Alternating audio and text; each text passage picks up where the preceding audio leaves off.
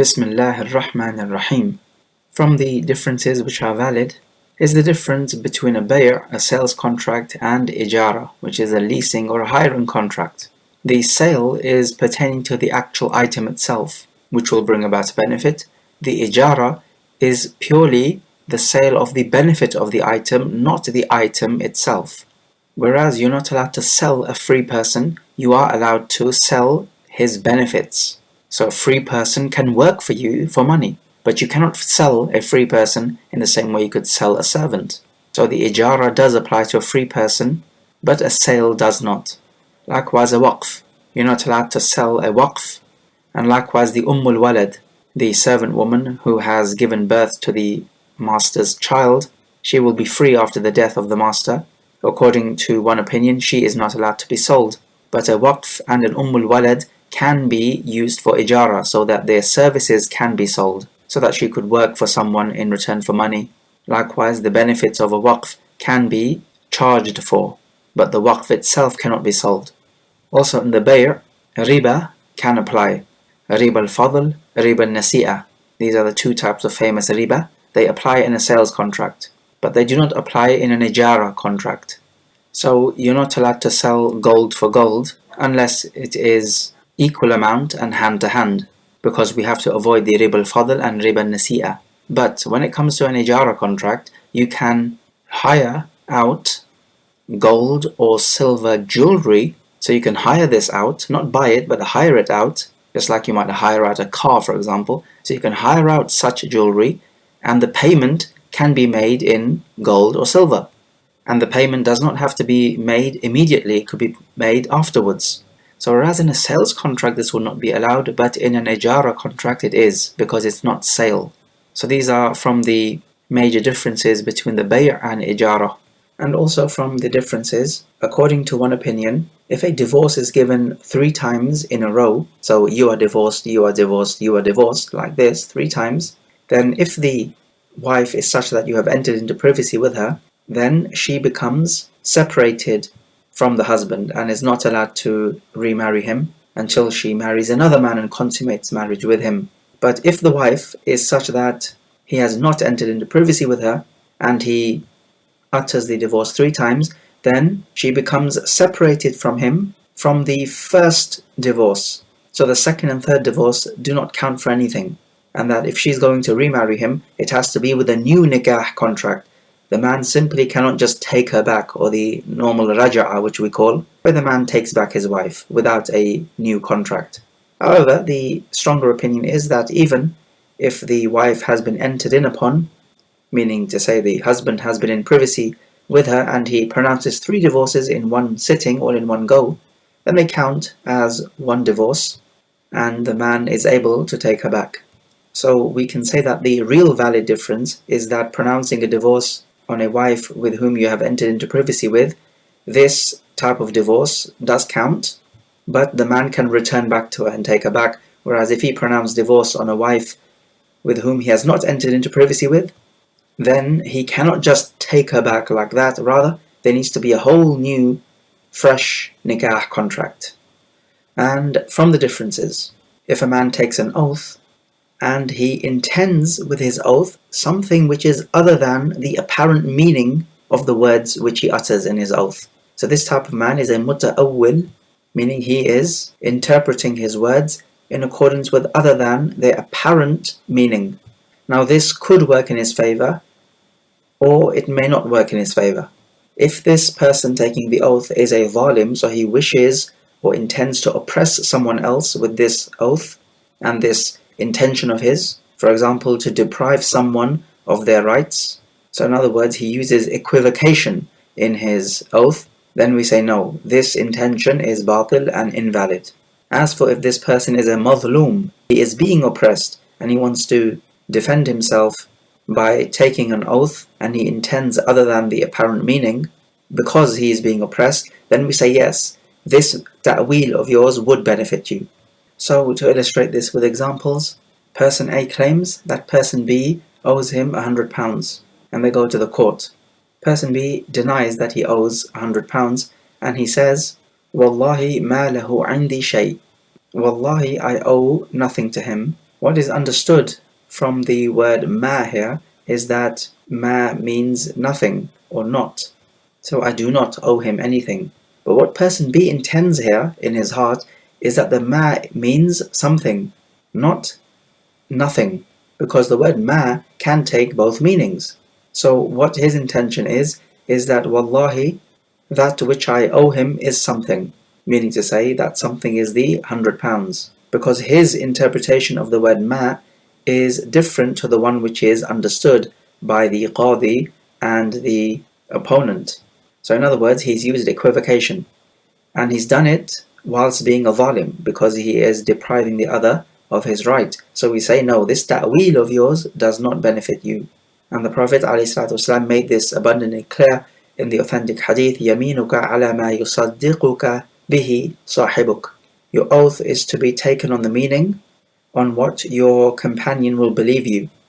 So in other words, whatever your companion believes, this is what the oath means, not any hidden meaning which you are harboring in your heart. As for the mazlum, the one who is being oppressed, and he uses equivocation in his oath, a person comes and says, give me 1,000 riyal, which is the fine you have to pay me, and we'll take this to be an unjust fine. And the man says, Wallahi ma indi alfu riyal. Wallahi, I do not have 1,000 riyal. The listener will take the word ma to mean not. So I do not have 1,000 riyal. But what he intends, meaning the oath taker, what he intends, the word ma to mean something, or that which. So it will translate, Wallahi, that which I have is 1,000 riyal. Because the word ma can take both meanings. So again, he's used equivocation, but we say in a case like this, your equivocation will benefit you. And we do accept it, because you are the oppressed, not the oppressor. Okay, what about if he's neutral? He's neither the zalim nor the mazlum. It's just a neutral case. Can he use equivocation now? What is correct here is that he's not allowed to use equivocation, except if there is a genuinely pressing need to do so. Because if we just allow people to use equivocation any old how, then this will lead to lying, and it will lead to people thinking badly of others and not trusting others when they realize that everyone is just equivocating. And this will lead to much fasad in the land.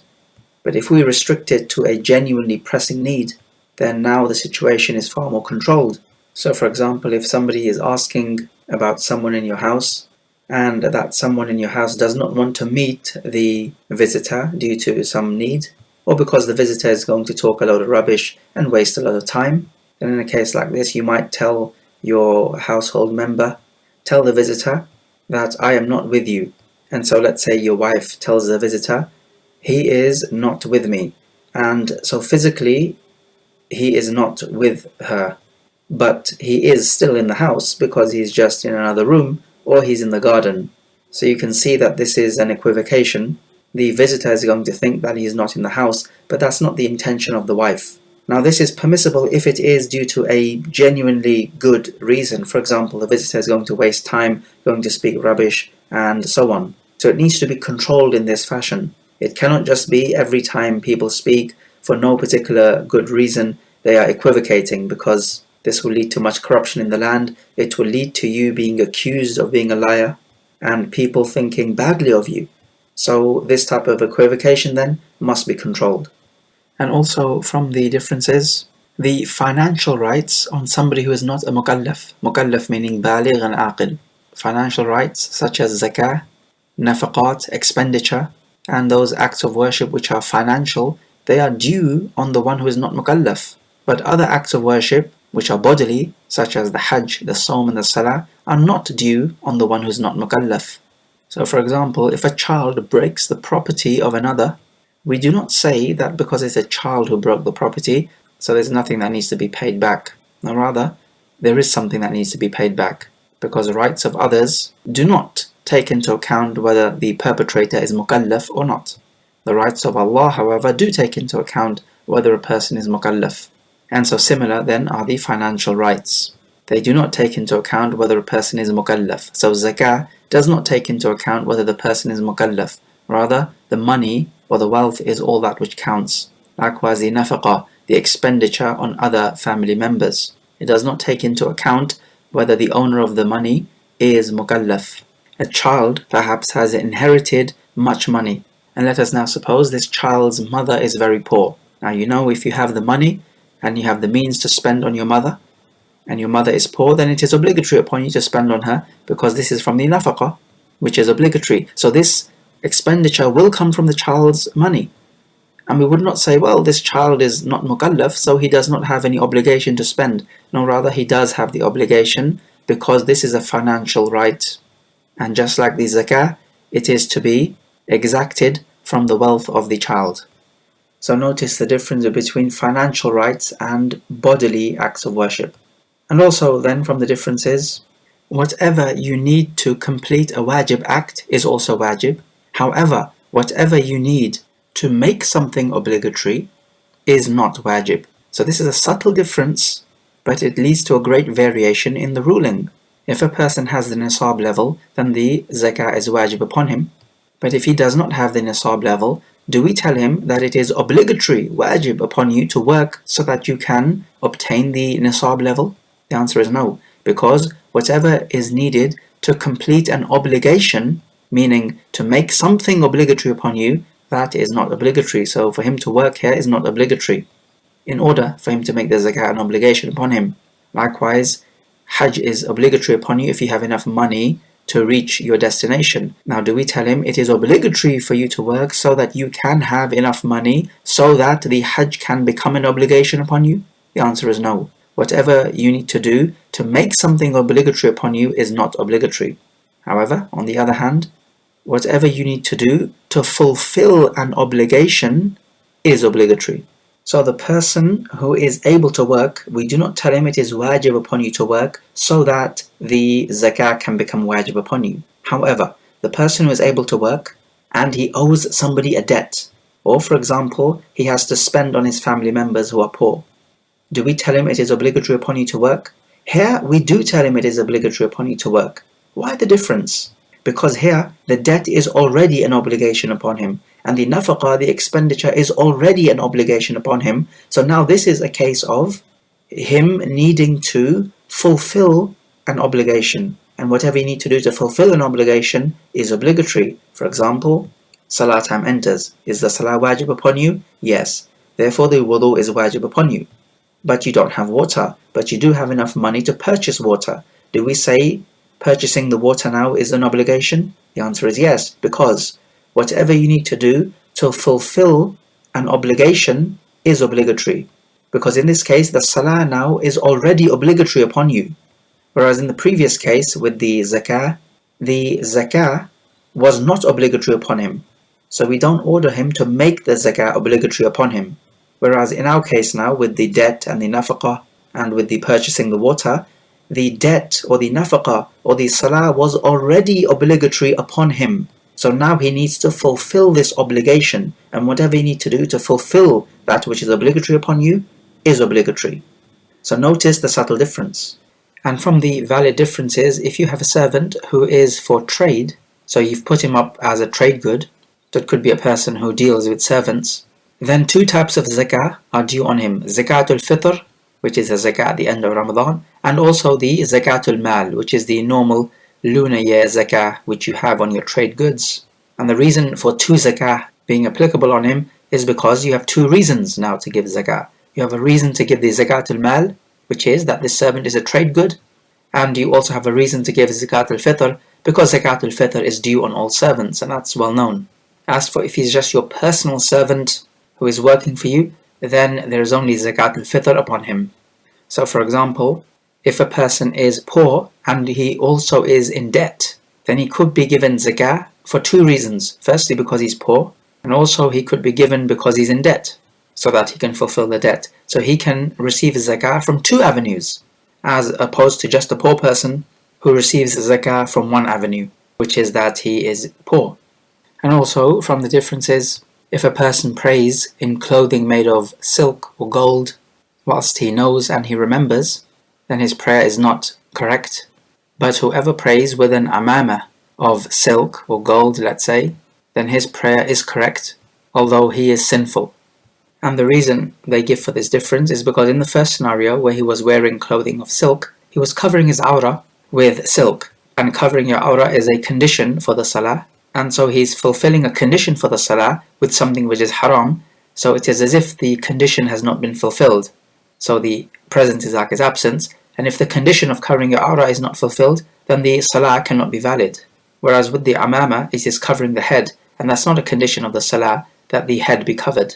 However, what is correct here is that even if you cover the awrah with a haram item of clothing, for example silk for men or gold, then your prayer is valid and you're sinful. Just like if you were to wear the amama out of silk, your prayer is valid but you're sinful. And this is because the prohibition of wearing silk is true during the salah and outside the salah. It does not specifically pertain to the salah.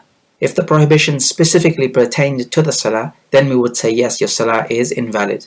As for covering the awrah with the silk, then it does hold true that you've covered the awrah, even if it is with a haram item, and hence your prayer is correct. As for the haram item itself, which is the silk, then its prohibition does not come from the same direction as the salah. Its prohibition is from a different direction, which is the direction of what clothing is halal or haram. It is not what is permissible or not permissible specifically during the salah. For example, speaking, that is a specific prohibition in the salah. Otherwise you can speak outside the salah. If you intentionally speak during the salah, your salah is batilah. But the prohibition of silk is not specific to the salah. So we say any prohibition which is specific to the act of ibadah, then doing that intentionally would render your ibadah as batil. And this is the correct opinion on this issue. And as for covering the awrah, it also needs to be noted that Allah and the Messenger do not speak about covering the awrah when it comes to the salah. Rather, what Allah says is خُذُوا زِينَتَكُمْ عِنْدَ كُلِّ مَسْجِدٍ. Take your adornments to every masjid. So the idea is far broader than just covering the awrah. So this is another side point that needs to be noted, lest somebody gives too much attention to covering the awrah. No, rather it is taking your adornments to the salah. So it's much more than simply and merely covering the awrah. There is another type of covering, which is the sutra you place in front of you, a shield, and so anyone passing behind that shield will not harm the prayer. And according to some scholars, this is wajib. According to most, this is mustahab. We say on a practical level, whenever you pray, have a sutra in front of you, definitely. This is the better way and the safest way. And it is closer to your prayer not being disturbed by anyone passing in front of you. So you would place this sutra just beyond where you're going to make the sajda. Because between where you stand and your sajda place, this is your personal space which you have the right to during the prayer. You do not have the right to any space beyond your sajda mark. However, what if a person who is praying, the musalli, he holds a stick in front of him and he prays whilst he's holding onto that stick, placed it in front of him to allow another person to pass by in front beyond that stick which he is holding? We say no, this is invalid. The reason is because he is connected to the sutra. You're not allowed to be connected to the sutra. You need to be separated from the sutra. So the musalli is not allowed to hold a stick in front of him to allow the other to pass by. And neither does it work the other way around. If a person is praying, another one wants to pass in front of him, and the passerby happens to be holding a stick, so he cannot just put his stick in front of the musalli, pass by beyond that stick, and then when he passes by, takes his stick along with him. The reason for that is because the one who's passing by, he's connected to the stick, and to the sutra in that case. He's not allowed to be connected to it. He needs to be separated from it. And the reason is, when you're connected to something, then you take the same ruling as that thing. So the passerby, because he's connected to that stick, he takes the same ruling as that stick. So it's the same as if he was to just normally pass by in front of the musalli without there being any sutra. And it also needs to be noted that if a musalli is praying and he does not have a sutra in front of him, you are allowed to pass by in front of him as long as you pass by beyond his sajda mark. Because now in this case, it does not hold true that you've passed in front of the musalli, because the personal space for the musalli is up till the sajda place. This is the place or the area which he has the right to. Beyond that, he does not have the right to anything. So anyone passing by in front of the musalli has the right to block him if he is passing by within the sajda mark. If he is passing by beyond his sajda mark, then this musalli does not have the right to stop the passerby. So the cutoff point is the sajda mark. We also have the sutra of the one who is relieving himself. Now the minimum he must cover is the awrah. and also his upper thighs as well, if we say that the thighs are the awrah, and we have evidence for that, so that ought to be covered as well. This is the minimum. Otherwise, the better way is to completely conceal yourself, and this would be the sunnah.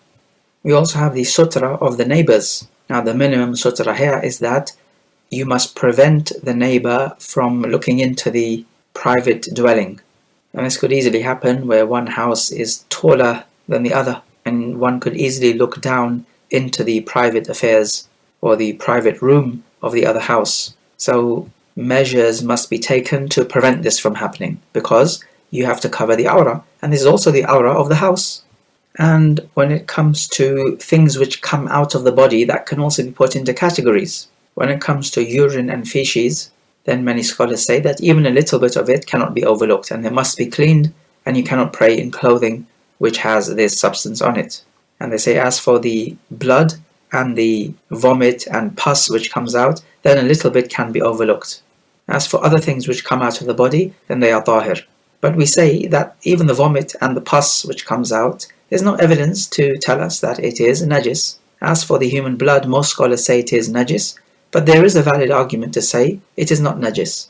We talked about this before, where we gave the analogy with the blood of the fish. Also, from the differences in categories is that we can categorize the hair on the body. So category number 1, where it is haram to remove this hair, this would be the hair of the beard, and also a woman shaving off her head, so becoming bald without any valid reason, without any, let's say, a medical reason, because this is not very feminine-like, and it resembles men. The second category, where it is recommended and legislated to remove the hair, and this would be the moustache, either removing it or at least clipping it, the armpit hair, the pubic hair. You are legislated to remove this. The scholars say that it is recommended to do it every 40 days, so you don't go beyond 40. Going beyond 40 days is makruh, and it becomes haram to let it grow if in doing so you will resemble some sort of beast. And then the third category, the hair which is permissible to be removed, and this is all other types of hair on the body. So the hair on your leg, on your chest, if you want to strip it away, it's all permissible. In this third category, other scholars say that if this hair is not defacing your body, then it is not permissible to remove it, because this will be changing the creation of Allah. And the other opinion is that it is permissible to remove it, because whatever the Sharia keeps quiet over, then it is overlooked and permissible, as in the hadith, وَمَا سَكَتَ اللَّهُ عَنْهُ فَهُوَ عَفْوٌ. Whatever Allah keeps quiet over, then this is permissible. That's the default ruling. It appears the weightier opinion is that it is permissible to remove it, because if it had not been permissible to remove it, surely the Sharia, through the Quran or the Sunnah, would have said so, because the Prophet has spoken about the other types of hair on the body, but he did not speak about, let's say, the hair on the chest or on the legs. And whatever is kept quiet over, then it is permissible. That's the asl of it. So the fact that the Prophet did not speak about it when he ought to have done or could have done, and he did speak about other types of hair, then it would tell us that this is permissible to be removed. Because if it was impermissible, then why would the Prophet keep quiet over it, yet speak about the other type of hair, like the armpit hair or the pubic hair? And especially for women, if we say the hair is not allowed to be removed, then women may want to beautify themselves by stripping the hair off, for example, from their arms or their legs. And this is for beautification purposes. This serves the benefit of both her and the husband. Thinning the eyebrows, however, is also hair removal, but this will come under the first category, which is not allowed to be removed, because now, even though it is a form of beautification, no doubt, but we do have a particular text which forbids us. This is in the Sahihain, where the Prophet cursed the mutanammisat. So nams is when you make something thin. So this is thinning the eyebrow, because the Prophet cursed the namisat and mutanammisat, the one who makes the eyebrow thin and the one who has that done to her. So this, even though it is beautification and that is allowed for women, here we have an exception because of a specific text. So this type of hair removal comes in the first category. Also, from the differences, some say that touching a woman with desire breaks your wudu, and touching her without desire does not break the wudu. However, we say that this is not a valid difference. Rather, what is correct is that touching her with desire does not break the wudu. And as for what the Quran says, أَوْ لَامَسْتُمُ النِّسَاءَ, or you have touched women, it is definitely speaking about sexual intercourse. as the tafsir given by Ibn Abbas, and also we can use symmetry in that ayah to justify our stance that this has to refer to sexual intercourse. We have spoken about this in our fiqh presentation. Likewise, if you're fasting, you're allowed to touch a woman with desire. It does not break the fast. We know the Prophet kissed one of his wives and also touched them with desire. There's no problem with that. As for if you're in a state of ihram, then yes, it is not permissible to touch your wife with desire, because this will tempt you into sexual intercourse. So even though this is prohibited, it does not break your hajj, neither do you have to offer any fidya of any sort, but it is still forbidden nonetheless. And also from the differences, that which comes out of the man's front passage. So you have urine, which is najis, and a little bit of it even is not overlooked, and it must be cleansed before you can pray in it. You'll remember we said before that Shaykh al-Islam Ibn Taymiyyah says that a little bit of any najasa is overlooked, even if it is urine. And so anyway, urine is najis without a doubt, and this is the urine of adults and also children, except the male child whose main diet is breastfeeding. His urine is also najis, but it is a lighter form of najis, so just some water sprinkled on it would suffice. It does not need a thorough cleansing with water. And then we also have the mani, which is the semen. This is tahir according to the weightier opinion. However, it does break the wudu and it necessitates a ghusl if it came out through sexual excitement, and that also includes a wet dream. If it came out not through sexual excitement, then though it breaks the wudu, you don't need to make a ghusl from it, because sometimes you could have semen coming out through some medical condition where you have not had sexual intercourse or a wet dream, but still semen has come out. So this, though it would break the wudu, it would not necessitate a bathing. So notice this subtle difference here. So the bathing is necessitated if the semen comes out through sexual desire, whether it is through sexual intercourse or otherwise. The sexual desire is the essential element here.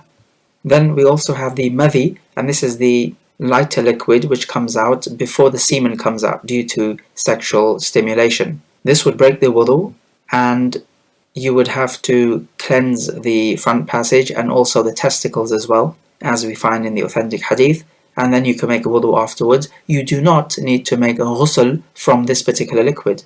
Then we also have the wadi, which is a thicker sort of white liquid which comes out after the urine, not due to sexual stimulation, but rather this is something much more of a medical condition. Now this type of liquid takes the same ruling as the urine in that it is najis and it breaks your wudu if it was to come out, but it does not necessitate a ghusl. So if we compare them then, when it comes to the mani, which is the semen, it is tahir, but it still necessitates a bathing if it comes out due to the sexual intercourse or sexual stimulation. As for the urine, it is najis, and so therefore it requires a full washing, so it is strict from that side. But from the other angle, it is light in that you don't need to wash the private parts, nor the testicle. You just need to make the istinja, that's it, and also you don't need to bathe from it. So it's light from that angle. Then we have the madhi. This is strict in the sense that you have to wash your private part and the testicles, all of it, and not just a mere istinja would suffice. But it is light from the other angle in that its najasa is not like the najasa of the urine. Rather, the najasa of the madhi, if it falls on your clothing, as we find authentically in the Sunan, is to sprinkle the water on it. And so this would take the same ruling as the urine of the baby boy who is drinking mother's milk, and that's his main diet. You just sprinkle on his urine. You don't have to give it a full washing. So these two types of liquids, the baby boy's urine and also the madhi of the male, this najasa is mukhaffafa, lightened, and just sprinkling of the water would suffice. And also from the differences, the najasa of the body and the najasa of the clothing. So if you have some najasa on your body and nothing to remove it, some scholars said that you make tayammum and this would suffice you. Whereas if you had some najasa on your clothing and nothing to remove it, then you do not make tayammum for this. But what is correct here is what Shaykh al-Islam Ibn Taymiyyah says, that tayammum is not made for najasa. Rather, it is made for the hadath, which is the spiritual state of impurity which prevents you from praying, not the physical impurity. The idea about the physical impurity is that it must be removed. If you have no way of removing it, then your tayammum will not avail you in aught. Tayammum only works for the spiritual hadath, so note the difference there. Let us take some review questions. Question number 1. Give 4 differences between a sales contract and an ijara contract. Question number 2. Is it wajib to work in order to earn money in order to pay zakah? And is it wajib to work in order to earn money in order to support your family? If your 2 answers are different, explain why it is so. Question number 3. Explain the 3 types of hair on the body with regards to whether you can remove them or not.